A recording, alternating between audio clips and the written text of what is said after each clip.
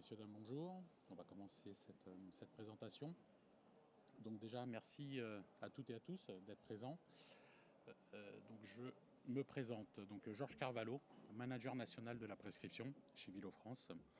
Donc Vilo, pour les présentations, est une société qui fait partie d'un groupe allemand dont le siège se trouve à Dortmund. Vilo France, nous sommes la filiale de ce groupe. Nous sommes présents sur l'ensemble du territoire avec la particularité et voire même la chance d'avoir un centre de production qui se trouve à Laval. Il faut savoir donc que cette usine qui se trouve à Laval du groupe Vilo est la deuxième usine la plus importante du groupe et que 70% des produits et des solutions Vilo sont fabriqués à Laval. Donc on a, comme je vous le disais en préambule, cette fierté aujourd'hui de pouvoir communiquer sur la French Fab, donc le petit coq bleu, pour ceux qui connaissent, qui aujourd'hui favorise et met en avant bien évidemment toute une production circulaire au niveau du plan national. Alors aujourd'hui, moi, je vais vous parler d'une offre qui s'appelle le WES pour Willow Energy Solutions. La petite transition pour pouvoir vous présenter comment cette offre a été construite et à partir de quoi et comment et pour qui, je suis obligé de vous faire une petite parenthèse sur notamment le décret tertiaire. Alors le décret tertiaire sans forcément rentrer dans les grands détails, mais comme vous le savez, donc le décret tertiaire qui est assujetti à tous les bâtiments dont la surface plancher liée à cette activité est supérieure à 1000 m². Mais en fait, l'idée, c'était vraiment de vous sensibiliser aujourd'hui sur le monde de la pompe et des systèmes de pompage. Il faut savoir que on est parti du postulat, on est parti de cette donnée qui nous indique que 923 millions de mètres carrés de bâtiments aujourd'hui sont soumis au décret tertiaire. Et dans ces 800 millions de mètres carrés qui sont donc à rénover, on estime à peu près à 1 million de circulateurs et de pompes existants à rénover dans ce parc soumis encore une fois au décret tertiaire. Donc concernant le décret tertiaire, je vous passe les échéances que vous connaissez certainement maintenant par cœur, donc à horizon 2030, 2040, 2050, qui nous impose aujourd'hui d'avoir des réductions de consommation énergétique de l'ordre de 40, 50 et 60%. Je vous fais aussi une petite parenthèse pour que vous sachiez comment a été construite cette offre WES et sur quel principe elle se base. Elle se base sur le principe au fait d'une directive qui s'appelle la directive ERP. Alors cette directive ERP vise à améliorer l'efficacité énergétique et à réduire l'impact environnemental pour tous les systèmes, entre autres électroménagers, puis les systèmes de chauffage et de climatisation, donc liés au domaine et à l'activité CVC, entre autres. Cette décret, cette directive pardon, ERP aujourd'hui fait partie donc de ce que l'on appelle la directive éco-design et elle rentre dans le cadre législatif d'une réglementation européenne qui est basée donc sur la transition énergétique que l'on connaît. Que nous dit cette directive ERP ? Donc elle se base sur deux profils que l'on appelle donc des profils de charge. Alors les profils de charge, pour vous donner et pour vous dire à quoi ça représente, au fait ce sont des profils qui ont été définis donc encore une fois par cette directive. C'est-à-dire qu'ils ne sont pas communs et propres aux fabricants de systèmes de pompe et de pompage. Tous les fabricants doivent se baser sur ces profils de charge. Alors pour la petite particularité, donc, on appelle le profil de charge Blue Angel que vous avez en orange sur le graphe qui est représenté à l'écran, donc qui est pour la partie eau chaude notamment.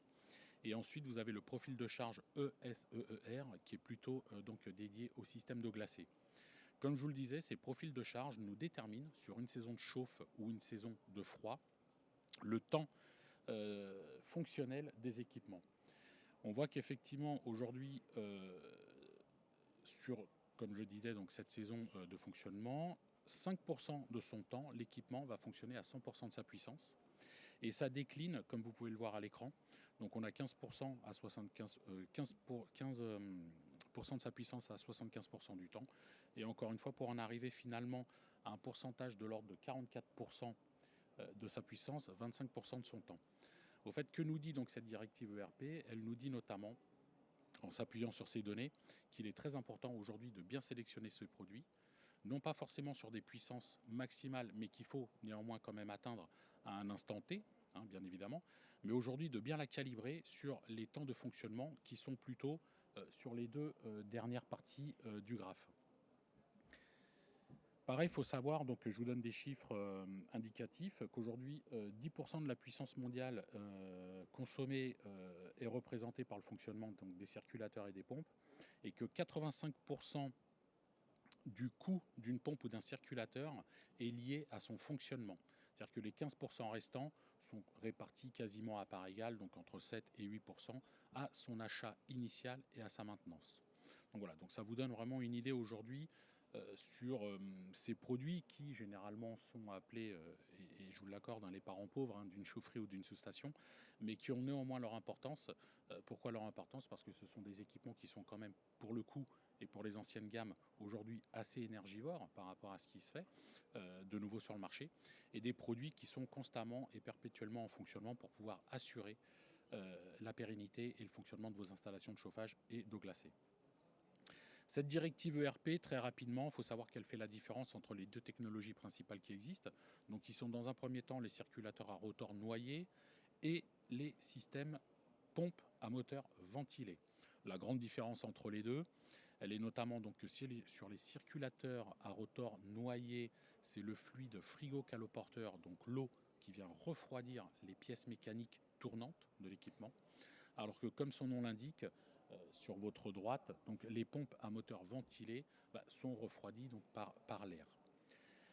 Ce qui est important de retenir, au-delà de la différence technologique entre les deux équipements, ce sont les indices de performance qui sont retenus par cette directive ERP. Je vous le disais tout à l'heure, c'est une directive européenne où les fabricants doivent se baser dessus pour déclarer donc, les performances énergétiques de leurs équipements. Donc sur les circulateurs au rotor noyé, on va parler de EEI, donc d'indice d'efficacité énergétique. Et sur les pompes à moteur ventilé, on va parler d'une combinaison de deux indices, donc qui est dans un premier temps le IE moteur. Donc en fait, le IE moteur correspond à la puissance électrique nécessaire au fonctionnement du moteur de l'équipement, plus le MIE hydraulique. Alors, ce sont des termes qui sont un peu barbares, mais c'est très simple. Le MIE hydraulique correspond à la puissance qui doit être mise en œuvre pour pouvoir faire fonctionner l'arbre du moteur. Donc finalement, pour pouvoir faire circuler l'eau d'un point A à un point B. On va se concentrer sur, dans un premier temps, les circulateurs à rotor noyé. Alors, au fait, je vais vous demander, c'est juste de vous concentrer sur le graphe qui se trouve, enfin sur la partie complètement à gauche, c'est la plus importante. Aujourd'hui, donc la directive ERP, donc maintenant depuis un certain temps, nous dit qu'un fabricant, pour pouvoir mettre donc un produit en commercialisation sur le marché, doit avoir un EEI inférieur ou égal à supérieur ou égal à 0,23. Au fait, il faut savoir qu'aujourd'hui, le marché, quand je dis le marché pour avoir une totale transparence, se situe à peu près à un EEI de 0,19. Aujourd'hui, avec ce que l'on appelle chez nous, donc Vilo, le Stratos Maxo, qui est notre produit premium, nous avons décidé d'anticiper l'évolution de la directive ERP à venir, donc avec des EEI qui sont de l'ordre de 0,17, donc qui répondent parfaitement à la réglementation en vigueur à date, et voire même anticiper cette réglementation. Je vous le disais tout à l'heure, donc les pompes à moteur ventilé, donc pareil, cette combinaison d'indices de puissance. Aujourd'hui, pour pouvoir mettre encore une fois un produit sur le marché, il faut être supérieur ou égal à une certaine valeur, donc de l'ordre de 0,4. Aujourd'hui, les moteurs premium de chez Vilo qui embarquent donc de la vitesse variable et des moteurs IE5 sont de l'ordre de 0,7. Voilà aujourd'hui donc pour vous situer un petit peu comment a été construite cette offre Willow Energy, dont maintenant je vais vous présenter le déroulé. C'est surtout ici, c'est à partir de ça que je voulais aujourd'hui vous sensibiliser. Alors l'offre Willow Energy, à quoi elle correspond? Elle correspond, avec tous les éléments qu'on vient de voir précédemment, à une forte demande, bien évidemment, de cette réglementation qui nous embarque sur une transition énergétique des parcs tertiaires et logements collectifs, parce qu'on parle beaucoup de tertiaires, mais aussi les logements collectifs existants. Et on l'a vu au travers de cette première partie de présentation que finalement, tous les équipements qui sont de l'ordre donc des pompes et des circulateurs sont aussi très énergivores et très présents sur ces parcs-là.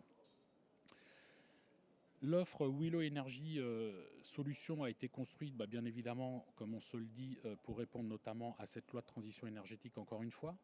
Sur la stratégie du bas carbone, donc l'idée bien évidemment c'est de vous accompagner vous aussi, maître d'œuvre, maître d'ouvrage, dans cette décarbonation du parc existant, pour répondre à la réglementation existante qui est donc le décret tertiaire. Le décret tertiaire avec son évolution, parce qu'on parle aussi beaucoup aujourd'hui de connectivité des équipements au travers donc du décret BAX, et encore une fois, sans forcément me répéter, mais pour répondre donc à cette directive ERP qui a été mise en place au niveau européen.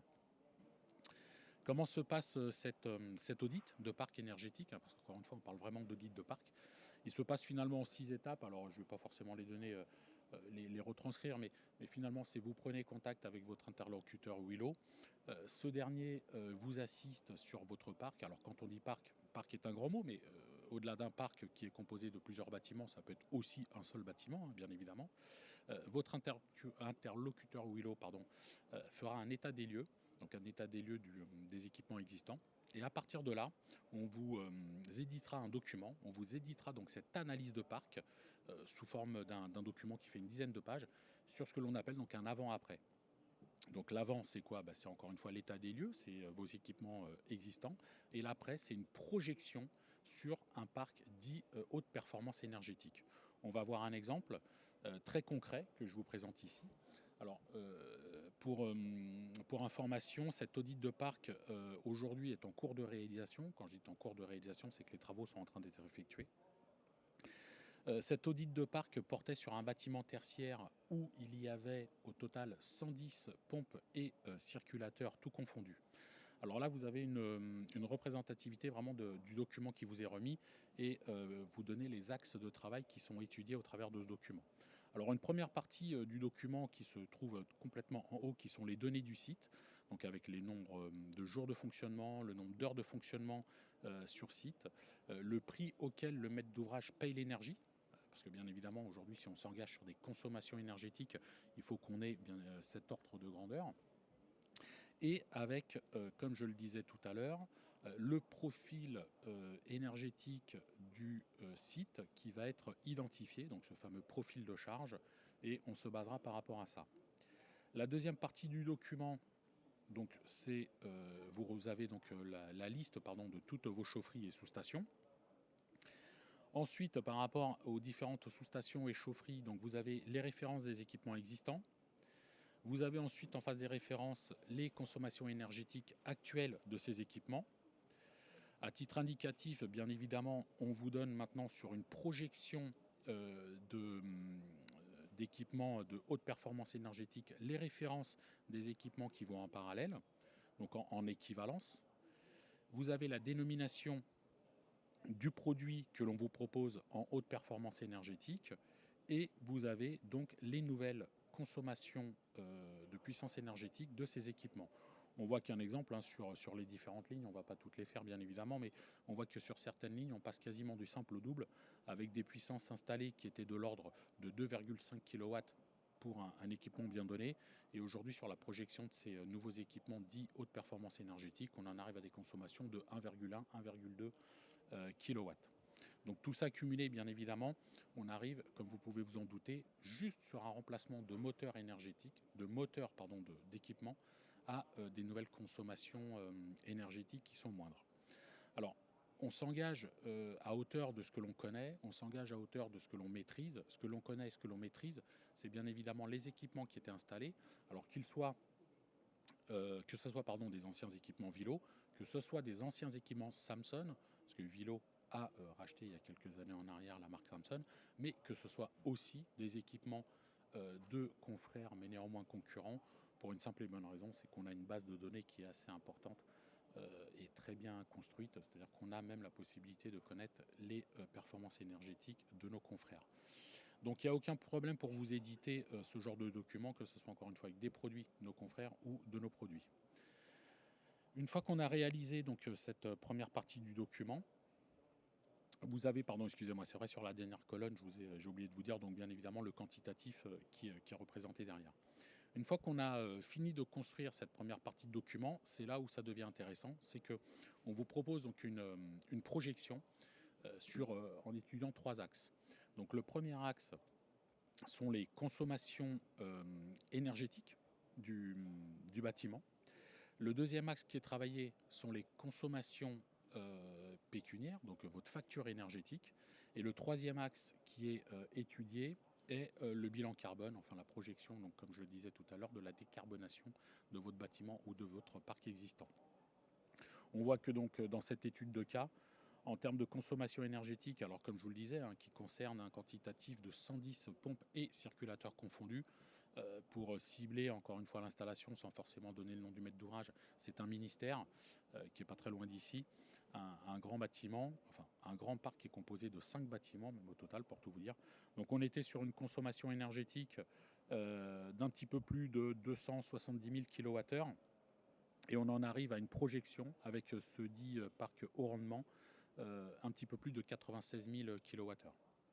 Vous avez les montants, donc la facture énergétique du client qui est très facile à calculer parce que comme je vous le disais, on lui demande le coût auquel il payait son énergie et en face de ça, donc on met la consommation des différents équipements.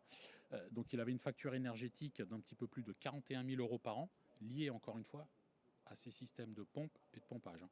On ne s'embarque pas sur l'audit énergétique complet du bâtiment. On ne parle que des produits que l'on maîtrise. Le client aujourd'hui, donc ce fameux ministère, est passé sur une consommation, une facture, pardon, excusez-moi, énergétique d'un petit peu plus de 14 400 euros. Donc vous voyez le gain qu'il a pu faire au travers donc de cet audit, et notamment aussi, comme je vous le disais, la dernière partie qui est très intéressante et aussi bien pour nous comme pour vous, qui est la décarbonation du parc. Donc le client était sur une consommation d'un petit peu plus de 19 000 kg de CO2 par an et il a réduit donc son empreinte carbone à hauteur de 6 744, très exactement, kg de CO2 par an. Je vous ai mis aussi, à titre indicatif, alors en rentrant un petit peu moins dans le détail, exactement le même audit énergétique qui a été réalisé il n'y a pas si longtemps que ça sur un bâtiment de logement collectif, parce que c'est vrai qu'on parle beaucoup de tertiaire, mais aussi du logement collectif. Donc on a les gains qui sont de l'ordre donc de 71% sur la consommation énergétique et 82 sur la facture énergétique, avec un retour sur investissement de 2,8 ans. Parce que bien évidemment, c'est vrai que je ne vous l'ai pas indiqué, mais sur le slide d'avant, on vous calcule aussi ce retour d'investissement. On vous le lisse sur 10 ans et on a maintenant la possibilité d'intégrer à ce retour sur investissement l'évolution éventuellement du coût auquel vous payez l'énergie, lissé encore une fois sur une périodicité qui peut être choisie par vos soins. Les solutions Willow, alors les solutions Willow, c'est vrai qu'on parle beaucoup de CVC, on parle beaucoup de chauffage, on parle beaucoup d'eau glacée, mais il faut savoir que ce n'est pas que ça. Aujourd'hui, Willow, comme je vous le disais en préambule, est un fabricant de pompes et systèmes de pompage avec des gammes de produits et des solutions donc, qui sont attraits au monde du CVC, de la surpression incendie, toute une partie relevage et un produit qui est complètement à droite dans la présentation à l'écran, dont on va parler, on commence déjà à en parler de plus en plus et je pense que ça va être un sujet qui va revenir de plus en plus sur la table, qui est la gestion et la récupération des eaux pluviales.